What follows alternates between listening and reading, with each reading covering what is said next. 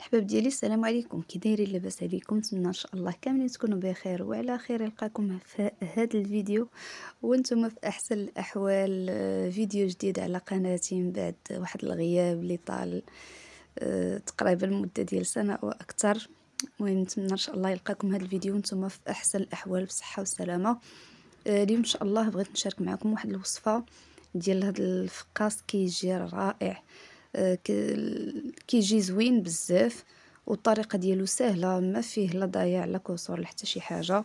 فقاص جمديه عاد طيبيه، جربيه وتشوفي علاش كنهضر. كيجي المذاق ديالو رائع رائع بزاف، وحتى في الخدمه ديالو راه كيجي سهل، يعني سهل في التحضير ما صعيبش، وفي المذاق ديالو كيجي رائع. نتمنى ان شاء الله ما تبخلوش عليا بلايكاتكم، خليو لي شي كومونتير زوين هكذا تشجعوني باش نرجع ان شاء الله القناه ان شاء الله الرحمن الرحيم. نبداو بسم الله على بركه الله. بالنسبه للمقادير، انا دوبلت هنايا المقادير. غنعطيكم غير قياس واحد: 125 غرام ديال الزبده، قريصه ديال الملحه، 125 غرام ديال اللوز. بالنسبه للساشي فاني غير وحده.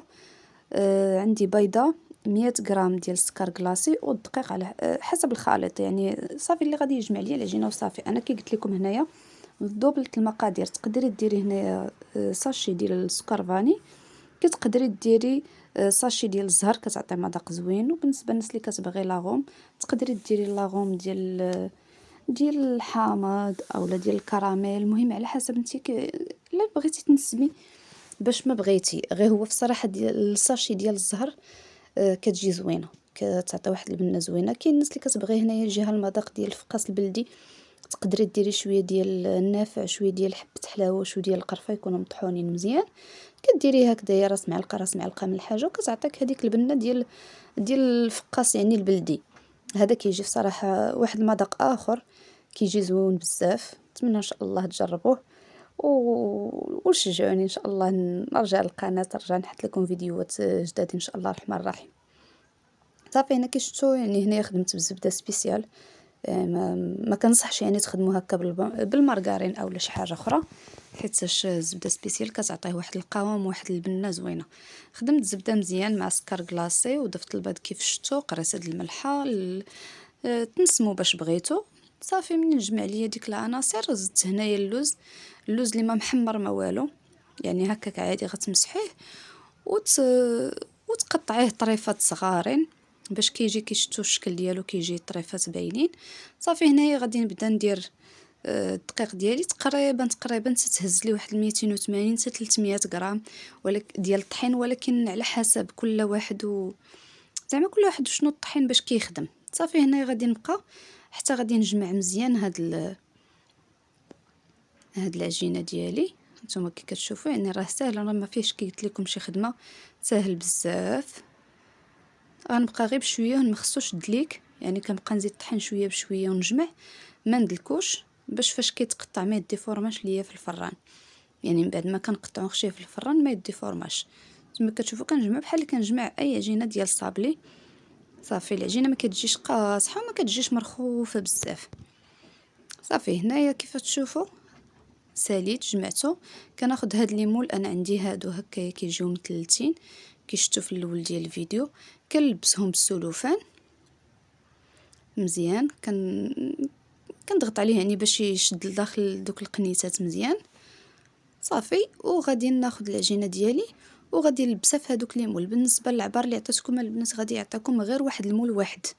انا هنا كي قلت لكم مدوبله المقادير، يعني كنت باغا كميه كثيره ضاعفت المقادير.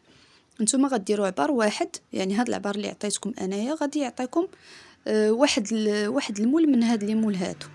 كان عندكم شي مول اخر يعني بشي شكل اخر تقدروا ديروه. تقدري اللي ما عندهاش المول تقدري يعني هكا غير تحربليه بحال باكيت وخشيه في الفريغو حتى يشد راسو مزيان، وتخرجيه تقطعيه يجيك على شكل دويورات اولا.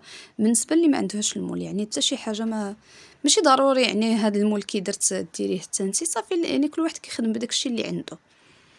صافي هنا كي شفتوني وركت عليه مزيان باش كيشد بلاصتو، باش كيعطينا داك الشكل المثلث. ورجعت عليه هادوك الطريفات ديال هادوك الجناب ديال الفيلو المونتاغ، صافي وغادي نسدو مزيان وغادي نديرو في الفريغو. ممكن تبيتيه كي ممكن تخليه غير 1 ساعة اولا 2 سوايع، المهم يعني حتى يتجمد مزيان باش كيجينا ساهل في التقطاع. يعني بالنسبه لك انتي وانا ما عندكش الوقت تقدري صايبتيه اليوم وبيتيه حتى الغدا في الفريغو، راه ما عندهم ما يطراليه ما كيطراليه حتى شي حاجه. صافي كيف شفتوا غادي نعاود معكم حتى الاخر. الطريقه راه ساهله ساهله ساهله، ويعني كطيبيه مره واحده ماشي كتصايبيه وتعاودي تجبديه عاوتاني وتقطعيه، راه ساهل. صافي هنا غادي نخشيه في الفريغو، خليه كي قلت لكم يعني يبات اولا 2 سوايع 3 ماشي مشكل، غير المهم انه يجمد. صافي هنايا البنات انا خرجته من المجمد، غادي نمسحو، عارفين تيكون شي شويش مندي. صافي وغادي نحيدو ونبدا يعني في البلاصه. الا ما كنتيش خليتيه بزاف راه في البلاصه تبداي تقطعيه، اولا الا كان بات تقدري تخليه يطلقه واحد شويه. صافي المهم غير الجهد ليه تقطع اللي كيجيك ساهل وصافي. هانتوما شتو كي كياخد داك الشكل المثلث كيجي زويون. صافي هنا غادي نبدا نقطع، غادي نحيد السلوفان ونبدا نقطعو. كيجي رائع المذاق ديالو، كيجي زوين بصراحه ما تشبعوش منه، كيجي خفيف وكيجي مقرمش ورائع الصراحه، كيجي زوين. غتجربوه انا متاكده غينال الاعجاب ديالكم. هنا بالنسبه لفاش تستفوه في اللاطه، يعني ضروري من الاحسن تفرشوا ليه هكايا ورق المطبخ وتباعدوهم شي شويه. الا كي شفتوه في الاول يعني فاش طاب راه كيلصق واحد شويه، يعني من الاحسن هنا راه حتى ساليت عاد وليت في الاخر باعتهم. صافي فاش تجيو تستفوه هنايا شو كيجي في التقطيع، كيجي رائع وكيجي ساهل، يعني ما كيتفرتت لك لا هنا ولا في الطياب ولا حتى شي حاجه. تقدري تقطعي العبار كي بغيتي، يجي رقيق اولا يجي غليظ، المهم نتيا وكيف ما نتي وشنو زعما بغيتي. صافي غادي نبقى بهذه الطريقه حتى نكمل الكميه اللي عندي، وغندخلو الفران يكون يعني متوسط، درجه الحراره متوسطه.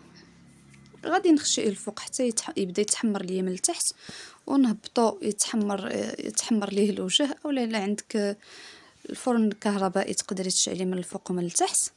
هذا هو اللي كاين. هي الطريقه سهله سهله بزاف، مكونات ما فيهش كثيره، وكيجي زوين يعني في المذاق اولا حتى في المنظر كيجي زوين. المذاق ديالو كيجي رائع رائع بزاف، غير جربوه. راه ماشي شي حاجه زعما اللي كتشد لكم اليد اولا فيها بزاف ديال التحضيرات، راه كيجي ساهل وكيوجد يعني في وقت وجيز، ما كيشدلكش اليد بزاف.